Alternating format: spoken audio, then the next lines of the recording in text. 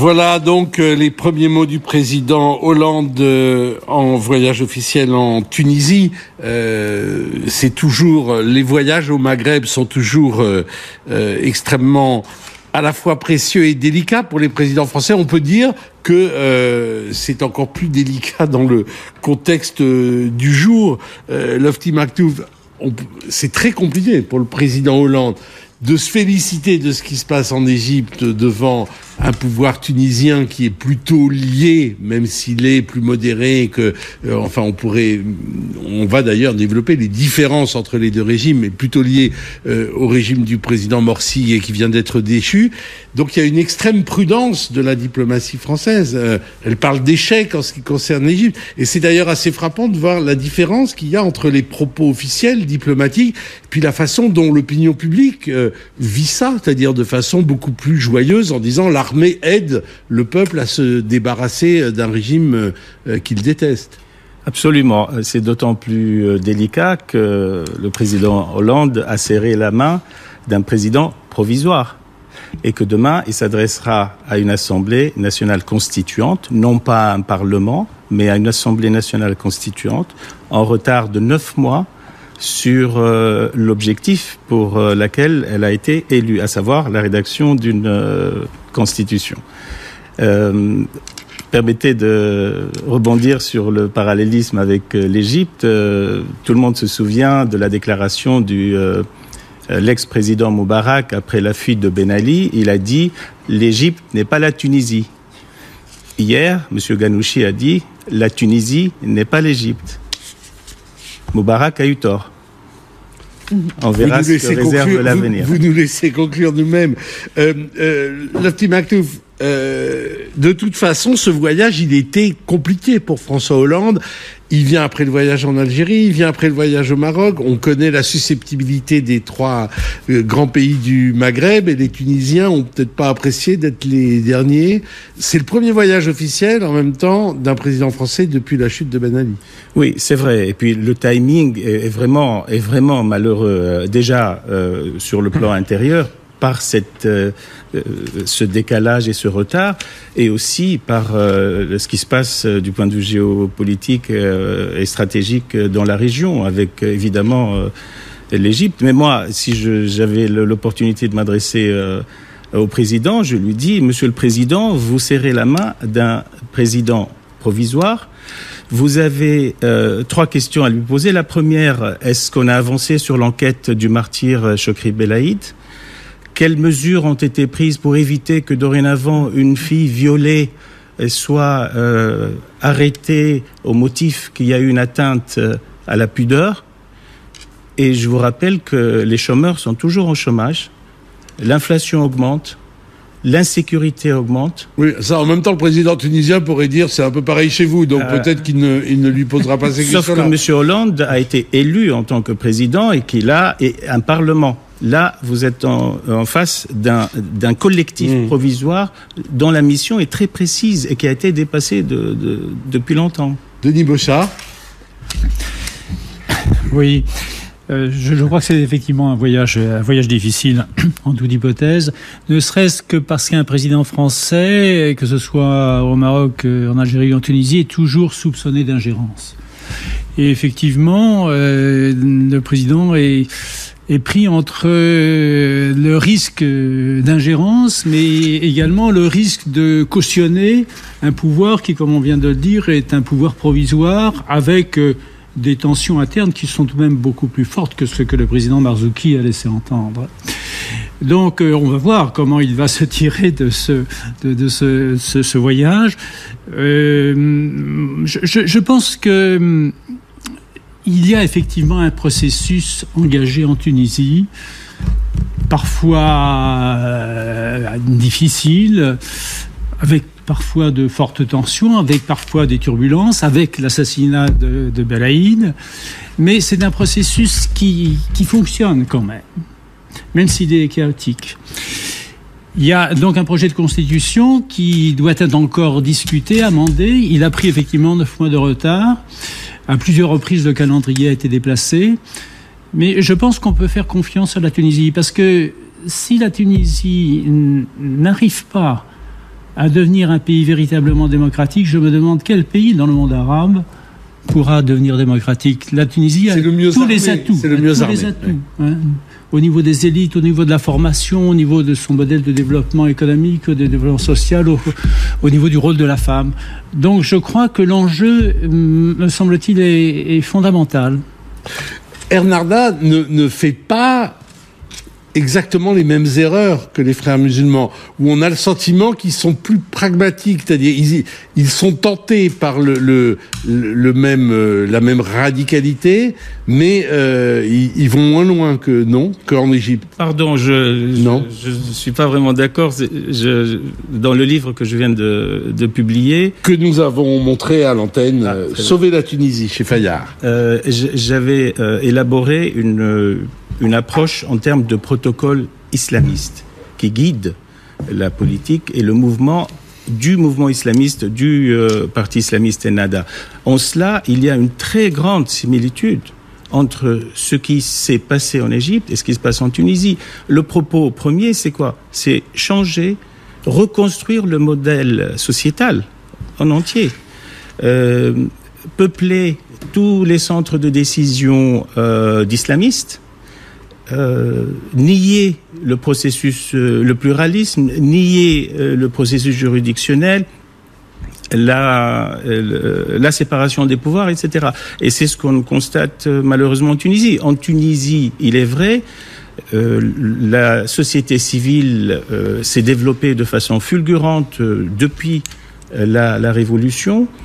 Nos associations travaillent sur tous les plans, et en particulier sur cette question de gouvernance, etc. Le risque en Tunisie, c'est ça, c'est le changement du modèle sociétal. Alors que les gens s'intéressent... Pendant la Révolution, il y avait 3 revendications bien précises, Monsieur Field. Liberté, emploi, dignité. C'est tout. On n'a pas dit non... On veut reconstituer le modèle sociétal, on veut limiter la liberté des femmes, la rendre complémentaire par rapport à l'homme et peupler la place d'écoles coraniques illégales. C'est ça le problème. Moi, j'ai une très grande admiration pour la Tunisie. Et comme monsieur le disait tout à l'heure, le niveau d'éducation des Tunisiens est un modèle à travers le monde arabe. Donc, et des Tunisiennes. Et des Tunisiennes, bien entendu, j'allais y venir. Et la place de la femme dans la société tunisienne est très importante. J'ai eu l'occasion de voir les femmes tunisiennes à l'œuvre dans des réunions et c'est absolument unique. Alors, c'est peut-être dû à la densité de population en Égypte, qui n'est pas le problème de la Tunisie, mais vice-versa. Cette fois-ci, la densité de population en Égypte nous a permis de faire pression et d'amener un changement 1 an après, justement, des élections que d'aucuns considèrent comme pas du tout démocratiques, dont je suis. Mais c'est une force et une faiblesse en même temps. Mais je n'ai pas longuement d'un doute que la Tunisie aussi va avancer vers un processus beaucoup plus, disons-le, laïque. C'est-à-dire dans le sens d'une séparation de l'Église et de l'État, de l'islam et de l'État. Je n'en ai pas longuement d'un doute. François Pradal, la question qui doit tarauder aujourd'hui les dirigeants tunisiens, c'est le risque de contagion, le retour en quelque sorte de la contagion qui est étalée il y a quelques mois de la Tunisie vers l'Égypte. L'avantage, c'est qu'en Tunisie, on a quand même un gouvernement plus pluraliste que ce qu'on a vécu depuis 1 an avec celui des frères musulmans. Donc avec des possibilités de discussion où on est tombé avec le gouvernement des frères musulmans dans une sorte d'autisme vis-à-vis de toute l'opposition. Et on voit qu'en Tunisie, on est encore sur le projet d'une constitution. Les frères musulmans ont préféré faire passer au mois de novembre dernier, et c'est leur première grande trahison, une constitution bâclée en force avec le désaccord de toute l'opposition. Donc les points de différence sont importants.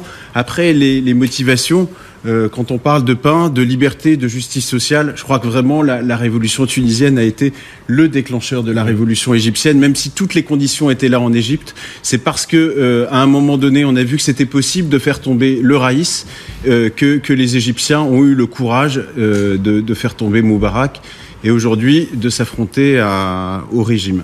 L'autre fille, Merci pour ce que vous avez dit pour les femmes de mon pays, auxquelles j'ai dédié mon livre d'ailleurs. L'espoir se porte justement sur ces femmes, sur les jeunes. Je regrette que M. Ghannouchi a fait une déclaration hier pour dire que les jeunes qui rêvent d'un scénario égyptien se trompent toujours et perdent leur temps. En même temps, on s'y attend qu'il dise ça. Je pense que... Oui, pourrait-il dire autre chose? L'héritage de Bourguiba est toujours présent. Permettez de prendre mon exemple. Je viens d'une famille très humble de Sousse. J'ai été éduqué grâce à Bourguiba, soigné, protégé. J'ai fait les meilleures universités au monde parce que quelqu'un a eu une vision que les atouts majeurs d'un pays comme la Tunisie, c'est l'homme et la femme. Vous voulez me reconstruire ça? Je ne suis pas d'accord. Je comprends. Et combien? Denis Bauchard, cet état d'équilibre instable qu'on sent en Tunisie, la visite du président français peut-elle contribuer à quelque chose? On sait qu'il va s'adresser à l'Assemblée constituante. Est-ce que il va trouver est-ce que ces mots peuvent, je sais pas, aider, insuffler une sorte de dynamique pour que les travaux de la constituante aillent plus vite, par exemple? Dans une perspective optimiste, oui, effectivement. Ce qui manque sans doute actuellement en Tunisie, c'est effectivement, je dirais, la volonté d'atteindre un consensus de part et d'autre. De part et d'autre, il y a effectivement une partie de l'opposition tunisienne qui n'admet pas et que Ennahdha soit au pouvoir et qui n'envisage pas l'avenir de la Tunisie avec Ennahdha. Et de l'autre côté, il y a dans l'aile d'une d'Ennahdha la volonté de créer effectivement un État islamiste où les autres n'auraient pas leur place.